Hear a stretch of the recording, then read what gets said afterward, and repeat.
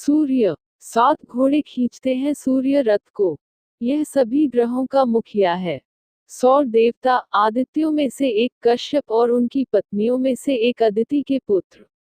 उनके बाल और हाथ सोने के हैं। उनके रथ को 7 घोड़े खींचते हैं, जो 7 चक्रों का प्रतिनिधित्व करते हैं। वे रवि के रूप में रविवार या इतवार के स्वामी हैं।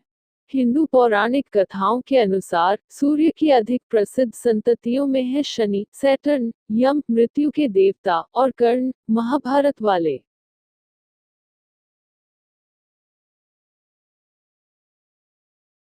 चंद्र को सोम के रूप में भी जाना जाता है और उन्हें वैदिक चंद्र देवता सोम के साथ पहचाना जाता है।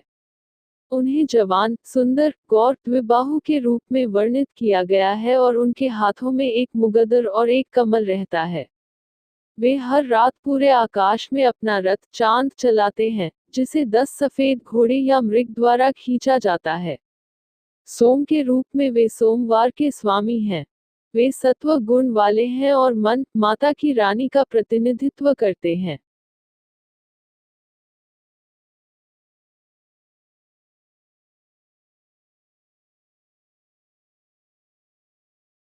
मंगल युद्ध के देवता है। मंगल लाल ग्रह मंगल के देवता हैं। मंगल ग्रह को संस्कृत में अंगारक, जो लाल रंग का है, या भौम, भूमि का पुत्र भी कहा जाता है। वह युद्ध के देवता हैं और ब्रह्मचारी हैं। उनकी प्रकृति तमस गुण वाली है और वे ऊर्जावान, कार्रवाई, आत्मविश्वास और अहंकार का प्रतिनिधित्व करते हैं।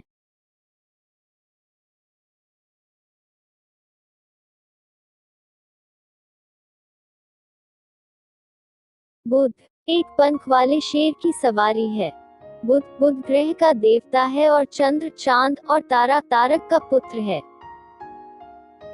वे व्यापार के देवता भी हैं और व्यापारियों के रक्षक भी। वे रजोगुण वाले हैं और संवाद का प्रतिनिधित्व करते हैं। उन्हें शांत, सुवक्ता और हरे रंग में प्रस्तुत किया जाता है। उनके हाथों में एक कृपाण, एक मुगदर और एक ढाल होती है और वे रामगढ़ मंदिर में एक पंख वाले शेर की सवारी करते हैं। बृहस्पति। शुक्राचार्य के कट्टर विरोधी है बृहस्पति। बृहस्पति देवताओं के गुरु हैं, शील और धर्म के अवतार हैं, प्रार्थनाओं और बलिदानों के मुख्य प्रस्तावक हैं, जिन्हें देवताओं के पुरोहित के रूप में प्रदर्शित किया जाता है। वे सत्व गुणी हैं और ज्ञान और शिक्षण का प्रतिनिधित्व करते हैं। हिंदू शास्त्रों के अनुसार वे देवताओं के गुरु हैं और दानवों के गुरु शुक्राचार्य के कट्टर विरोधी हैं। वे पीले या सुनहरे रंग के हैं और एक छड़ी, एक कमल और अपनी माला धारण करते हैं। शुक्र दैत्यों के शिक्षक है। शुक्र ग्रह का प्रतिनिधित्व करते हैं। शुक्र, जो भृगु और उषान के बेटे हैं, वे दैत्यों के शिक्षक और असुरों के गुरु हैं, जिन्हें शुक्र ग्रह के साथ पहचाना जाता है। वे शुक्रवार के स्वामी हैं। प्रकृति से वे राजसी हैं और धन, खुशी और प्रजनन का प्रतिनिधित्व करते हैं। वे सफेद रंग, मध्यम आयु वर्ग और भले चेहरे के हैं। शनि काले कोए पर सवार रहते हैं। शनि हिंदू ज्योतिष में 9 मुख्य खगोलीय ग्रहों में से एक है। शनि शनिवार का स्वामी है। इसकी प्रकृति तमस है और कठिन मार्गीय शिक्षण, कौर्य और दीर्घायु को दर्शाता है। शनि शब्द की व्युत्पत्ति शनै क्रमति स से हुई, अर्थात वह जो धीरे धीरे चलता है। शनि को सूर्य की परिक्रमा में 30 वर्ष लगते हैं। उनका चित्रण काले रंग में एक तलवार, तीर और 2 खंजर लिए हुए होता है और वे अक्सर एक काले कोए पर सवार होते हैं। केतु सांप की पूंछ के रूप में प्रभाव देते हैं।